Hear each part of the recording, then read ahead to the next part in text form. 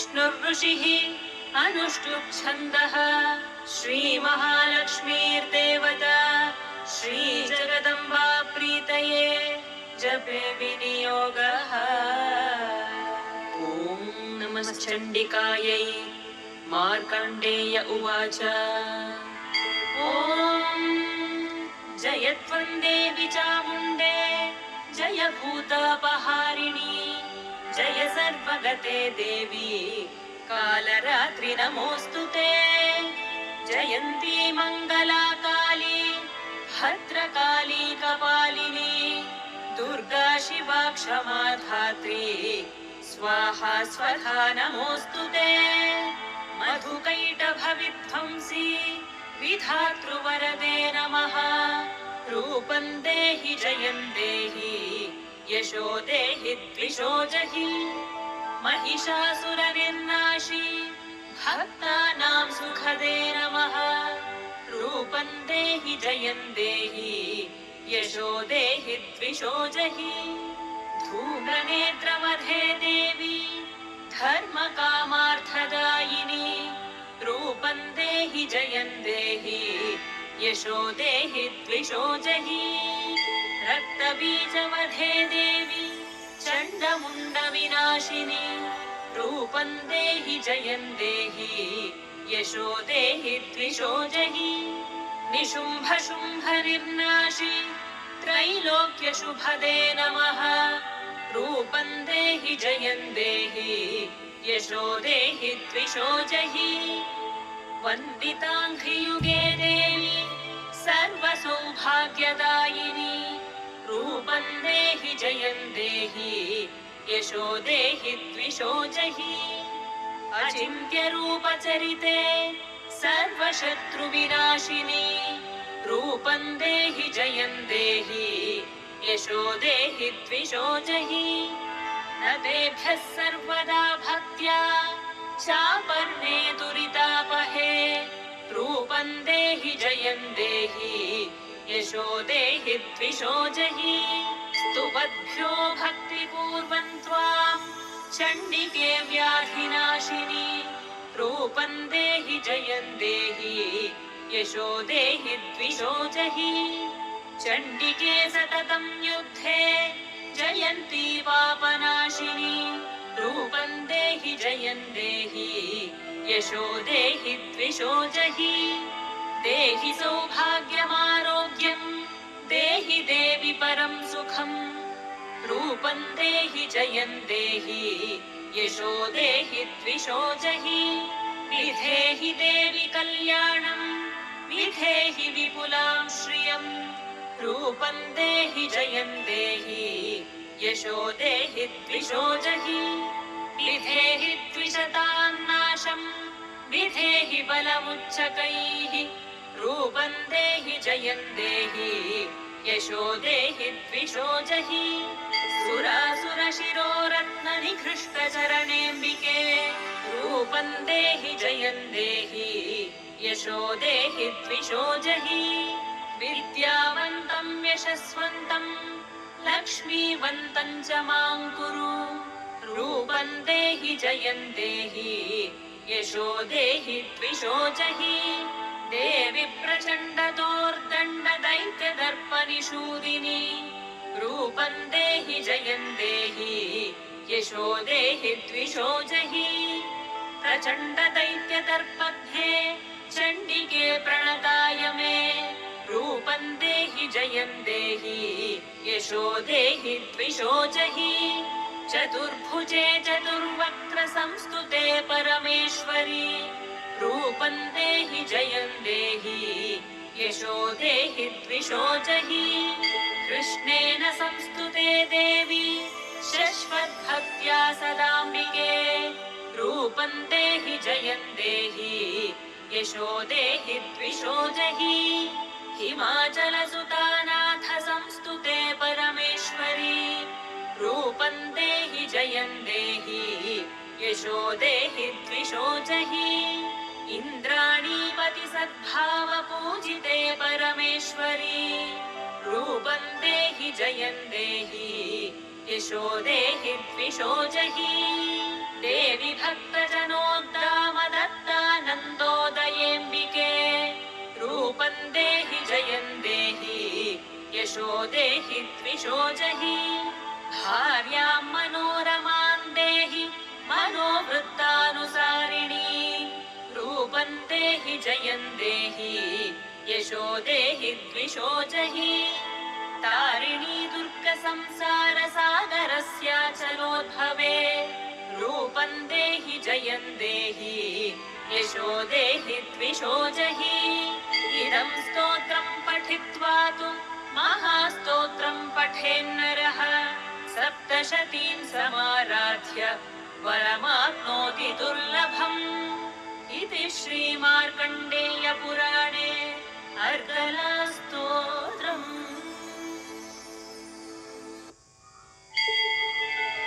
अस्य श्रीकीलकस्तोत्रमन्त्रस्य शिवऋषिः अनुष्टुप् छन्दः श्रीमहासरस्वती देवता श्रीजगदम्बा प्रीत्यर्थे जपे विनियोगः। ॐ नमश्चण्डिकायै। मार्कण्डेय उवाच विशुद्धज्ञानदेहाय त्रिवेदी दिव्यचक्षुषे श्रेयः प्राप्तिनिमित्ताय नमः सोमार्थधारिणे सर्वमेतद्विजानीयात् मन्त्राणामपि कीलकम् सोऽपि क्षेममवाप्नोति सततं जाप्य तत्परः सिद्ध्यन्त्युच्चाटनादीनि वस्तूनि सकलान्यपि ये तेन स्तुवतां देवी स्तोत्रमात्रेण सिद्ध्यति न मन्त्रो नौषधं तत्र न किञ्चिदपि विद्यते विना जाप्येन सिद्ध्येत सर्वमुच्चाटनादिकम् समग्राण्यपि सिद्ध्यन्ति लोकशङ्कामिमां हरः कृत्वा निमन्त्रयामास सर्वमेवमिदं शुभम् स्तोत्रं वै चण्डिकायास्तु तच्च गुप्तं चकारसः समाप्तिर्न च पुण्यस्य तां यथावन्नियन्त्रणाम् सोऽपि क्षेममवाप्नोति सर्वमेव न संशयः कृष्णायां वा चतुर्दश्याम् अष्टम्यां वा समाहितः ददाति प्रतिगृह्णाति नान्यथैषा प्रसीदति इत्थं रूपेण कीलेन महादेवेन कीलितम् यो निष्कीलां विधायैनां नित्यं जपति सस्फुटम् स सिद्धः स गणः सोऽपि गन्धर्वो जायते वने न चैवाप्यणतस्तस्य भयं क्वापि हि जायते नापमृत्युवशं याति कृतो मोक्षमवाप्नुयात् ज्ञात्वा प्रारभ्य कुर्वीत ह्यकुर्वाणो विनश्यति ततो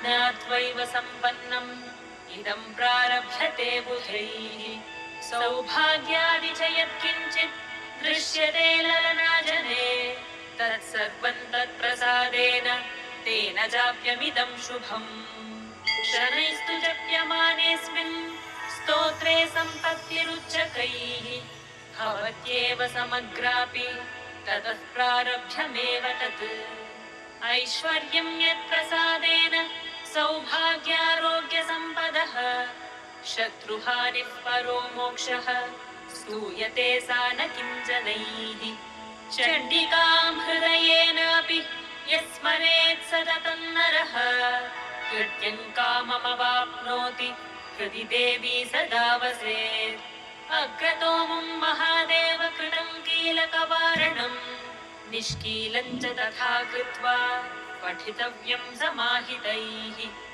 इति श्रीभगवत्याः कीलकस्तोत्रम् सम्पूर्णम्।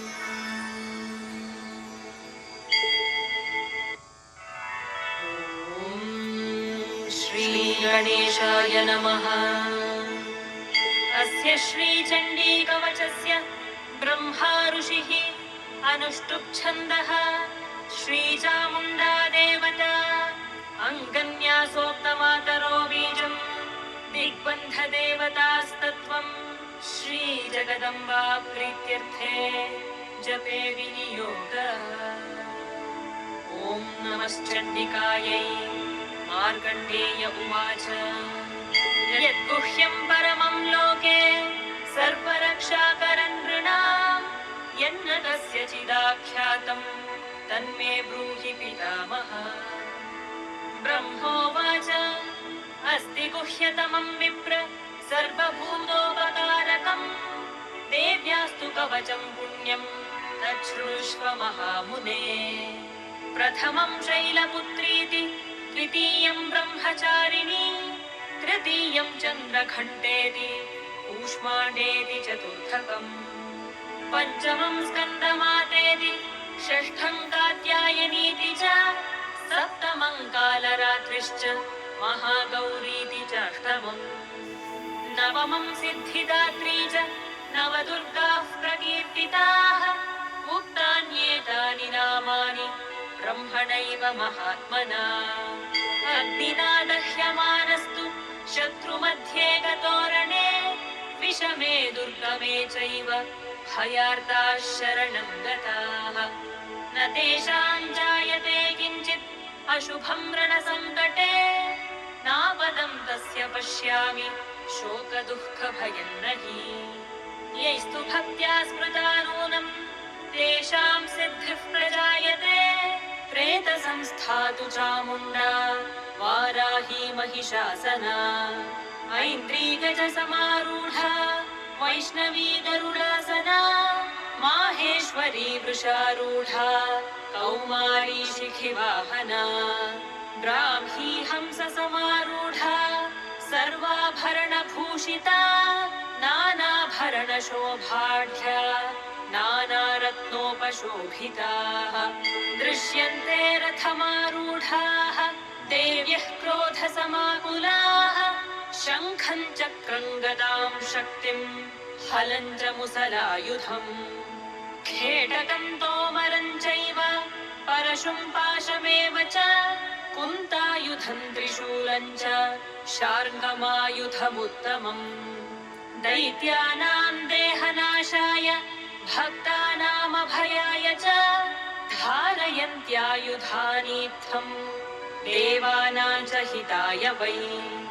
महाबले महोत्साहे महाभयविनाशिनी त्राहि मां देवि दुष्प्रेक्ष्ये शत्रूणां भयवर्धिनी। राज्यां रक्षतु मामैन्द्री आग्नेय्यामग्निदेवता दक्षिणेवतु वाराही नैऋत्यां खड्गधारिणी। प्रतीच्यां वारुणी रक्षेत् वायव्यां मृगवाहिनी उदीच्यां रक्ष कौबेरी ईशान्यां शूलधारिणी। ऊर्ध्वं ब्रह्माणी मे रक्षेत् अधस्ताद्वैष्णवी तथा एवं दश दिशो रक्षेत् चामुण्डा शववाहना। जया मे चाकृतस्थातु विजया स्थातु पृष्ठतः अजिता वामपार्श्वे तु दक्षिणे चापराजिता। शिखां मे द्योतिनी रक्षेत् उमामूर्ध्नि व्यवस्थिता मालाधरी ललाटे च भ्रुवौ रक्षेद्यशस्विनी। त्रिनेत्रा च भ्रुवोर्मध्ये यमघण्टा च नासिके शङ्खिनी चक्षुषोर्मध्ये श्रोत्रयोर्द्वारवासिनी। तपोलौकारिका रक्षेत् कर्णमूले तु शाङ्करी नासिकायां सुगन्धा च उत्तरोष्ठे च चर्चिका। अधरे चामृतकला जिह्वायां च सरस्वती दन्तान् रक्षतु कौमारी कण्ठमध्ये तु चण्डिका। घण्टिकां चित्रघण्टा च महामाया च तालुके कामाक्षी च वाचं मे सर्वमङ्गला। ग्रीवायां भद्रकाली च पृष्ठवंशे धनुर्धरी नीलग्रीवा बहिः कण्ठे नलिकान्नलकूबरी। खड्गधारिण्युभौ स्कन्धौ बाहू मे वज्रधारिणी हस्तयोर्दण्डिनी रक्षेत् अम्बिका चाङ्गुलिस्तथा नखाङ्क्षूलेश्वरी रक्षेत् कक्षौ रक्षेन्नलेश्वरी स्तनौ रक्षेन् महालक्ष्मीः मनःशोकविनाशिनी हृदयं ललिता देवी उदरं शूलधारिणी नाभौ च कामिनी रक्षेत् गुह्यं गुह्येश्वरी तथा कट्यां भगवती रक्षेत् जानुनी विन्ध्यवासिनी भूतनाथा च मेढ्रं मे ऊरू महिषवाहिनी जङ्घे महाबला प्रोक्ता सर्वकामप्रदायिनी गुल्फयोर्नारसिंही च पादौ चामिततेजसी पादाङ्गुली श्रीर्मे रक्षेत् पादाधस्तलवासिनी नखान्दंष्ट्राकराली च केशांश्चैवोद्भकेशिनी रोमकूपेषु कौबेरी वचं वागीश्वरी तथा रक्तमज्जावसा मांसान्यस्थि मेदांसि पार्वती अन्त्राणि कालरात्रिश्च पित्तं च मुकुटेश्वरी पद्मावती पद्मकोशे कफे चूडामणिस्तथा ज्वालामुखी नखज्वाला अभेद्या सर्वसन्धिषु शुक्रं ब्रह्माणि मे रक्षेत् छायां छत्रेश्वरी तथा अहङ्कारं मनोबुद्धिं रक्ष मे धर्मचारिणी प्राणापानौ तथा व्यानं समानोदानमेव च यशः कीर्तिं च लक्ष्मीं च सदा रक्षतु वैष्णवी गोत्रमिन्द्राणी मे रक्षेत् पशून् मे रक्ष चण्डिके पुत्रान् रक्षेन्महालक्ष्मीः भार्यां रक्षतु भैरवी मार्गं क्षेमकरी रक्षेत् विजया सर्वतः स्थिता रक्षाहीनं तु यत्स्थानं वर्जितं कवचेन तु तत्सर्वं रक्ष मे देवी जयन्ती पापनाशिनी पदमेकं न गच्छेत्तु यदीच्छेत् शुभमात्मनः कवचेनावृतो नित्यं यत्र यत्राधिगच्छति तत्र तत्रार्थलाभश्च विजयः सार्वकामिकः यं यं कामयते कामं तं प्राप्नोति निश्चितम् परमैश्वर्यमतुलं प्राप्स्यते भूतले पुमान् निर्भयो जायते मर्त्यः सङ्ग्रामेष्वपराजितः त्रैलोक्ये तु भवेत् पूज्यः कवचेनावृतः पुमान् इदं तु देव्याः कवचं देवानामपि दुर्लभम् यः पठेत् प्रयतो नित्यं त्रिसन्ध्यं श्रद्धयान्वितः दैवीकला भवेत् तस्य त्रैलोक्येऽप्यपराजितः जीवेत् वर्षशतं साग्रम् अपमृत्युविवर्जितः नश्यन्ति व्याधयः सर्वे लूता विस्फोटकादयः स्थावरं जङ्गमं वापि कृत्रिमं चापि यद्विषम् आभिचाराणि सर्वाणि मन्त्रयन्त्राणि भूतले भूचराः खेचराश्चैव जलजाश्चोपदेशिकाः सहजाः कुलजामालाः शाकिनी डाकिनी तथा अन्तरिक्षचराघोराः डाकिन्यश्च महाबलाः ग्रहभूतपिशाचाश्च यक्षगन्धर्वराक्षसाः ब्रह्मराक्षसवेतालाः कूष्माण्डा भैरवादयः नश्यन्ति दर्शनात् तस्य कवचे हृदि संस्थिते मानोन्नतिर्भवेद्राज्ञः तेजो वृद्धिकरं परम् यशसा वर्धते सोऽपि कीर्तिमण्डितभूतले जपेत् सप्तशतीं चण्डीं कृत्वा तु कवचं पुरा यावद्भूमण्डलं धत्ते सशैलवनकाननम् तावत् तिष्ठति मेदिन्य